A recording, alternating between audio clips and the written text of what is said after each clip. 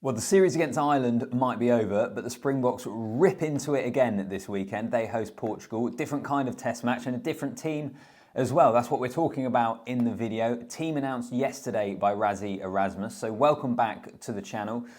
Put your comment down below about what you make of this match day 23 and what you want to see from this team this weekend, besides obviously getting the result. A much changed team, as was expected. I'll get into all of that. And whilst you're here, if you can like the video and subscribe to the channel as well, then for me, that's an added bonus. But yeah, this is the team that they've gone with. Changes as expected. The series against Ireland, and I spoke about this throughout the series, was always about the here and now, was about trying to win that series because of the bad blood between the two teams, because of the quality of opposition, because of the statement it would have made for them to have won that series 2-0. It was always going to be the best 23 that they had at that time to face Ireland, and this was always going to be a team which was rotated, a team with some less experienced players coming in, so it's very much with the future in mind. And I go back to it all the time, but I think one of the big differences between South Africa and some other nations in the previous World Cup cycle was the way in which they rotated their team, the way in which they developed their squad throughout that 4 years, which was even more impressive because we have had COVID at the start of it, where they lost test matches and everything else. So how they do it in this next 4-year cycle is something that I'm really fascinated to keep an eye on, and we've got an idea of it here. We've seen plenty of changes. I'll go into them in a moment. But as well as inexperienced players, it's also players that haven't featured much this season so far or weren't able to get game time in that Ireland series. So there is a mix of experience and kind of inexperience as well. But as I say, let's get into it. So the debuts, Buthelezi, Grobbelaar and Wessels in terms of the starting 15 make their debuts. And then you've got Andre Hugo Venter, Ruan Venter, Morne van den Berg and Koen Horn on the bench, possibly making their debuts. So yeah, a lot of players in there for the first time. In terms of some of the players returning, who we haven't seen yet this season, Libbok, Reinach, Niakane and Thomas du Toit, plus you've got Snyman is still there from the team.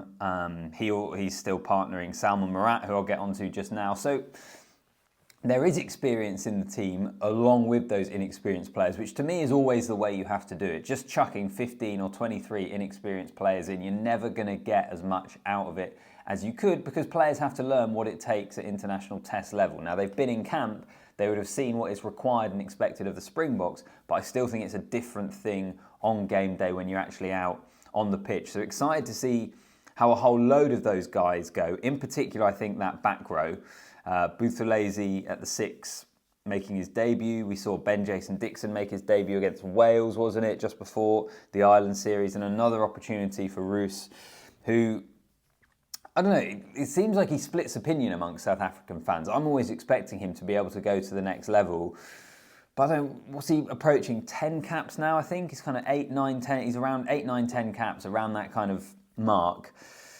And yeah, is it time that he really steps up, really makes a bit more of an impact? But I'm really interested for that back row. On paper, I really like the look of it. We shall see.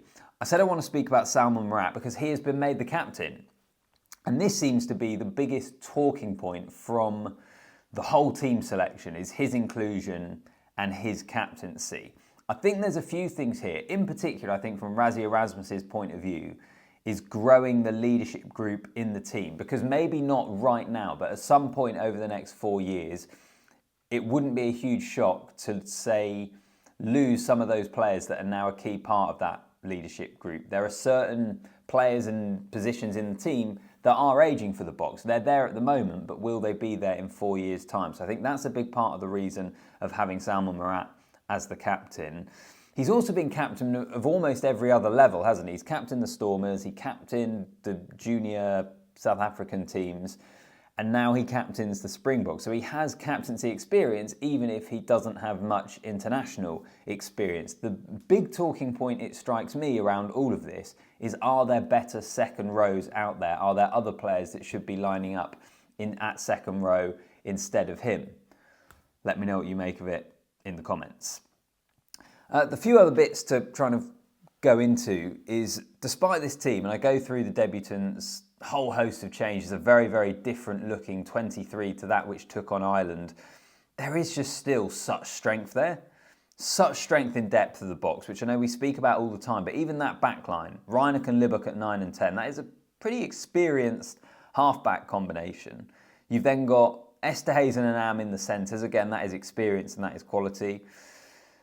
Makazole Mapimpi and Kurtley Ahrens are on the wings. And it's only really Fassi at fullback, you'd say, who's kind of the inexperienced player amongst that. I know Libbok doesn't have loads of caps, but he was the 10 for pretty much all of last season. So I still think there is more than enough in this team for them to put out a statement and put out what should be a relatively comfortable victory. I think Rassie has said in the press release, there are no comfortable wins at test level, and we know how good Portugal were at the World Cup. But in South Africa, off the back of that defeat to Ireland as well, looking to get themselves back on track, I expect this match day 23 will have more than enough to be able to get themselves over the line. And of course, with the Rugby Championship not too far away, building into that really important as well. You do not want another defeat or another performance where you're looking at it thinking, I'm not sure where they're at the moment. So I think they'll come out absolutely firing. The other thing to mention with a lot of this team is, can you translate club form into internationals? For example, Thomas du Toit is probably the guy I look at because I've just seen more of him, obviously, with him playing for Bath. He has been awesome this season for Bath. His form has been exceptional. Can he transfer that to international level? Because if he can, then the Springboks are adding to their quality in terms of their front row stocks. And I suppose that goes for a lot of those other guys. I always remember when Freddie Stewart first came into the England team. I know he's kind of dropped out a little bit now because they've moved on to George Furbank with expanding their attack. But even though he was like 20 at fullback, a position you can get quite exposed, he just looked at home straight away. Which of these players coming in are best positioned and have the skill set and the quality and I suppose the mindset to be able to do that? That's something to keep an eye on this weekend. Which of those players is just going to look at home? I would say Sasha Feinberg Umgonzulu has already looked pretty at home at international level, despite his inexperience and his age. Coming off the bench in the Ireland series, was it coming off the bench or starting against Wales? I can't remember now. I was there as well for that game. But anyway, that performance against Wales where he was banging over 55-metre penalties, he is someone I think that really looks at home at international level. I suppose what Rassie Erasmus is going to be looking out for is what of those other players are the ones that are also going to look that comfortable. Keep an eye on it. It's not quite the Ireland series. It's still an interesting test match in its own right, though. So remember, comment down below, like the video and subscribe to the channel as well. I'll see you in the next one.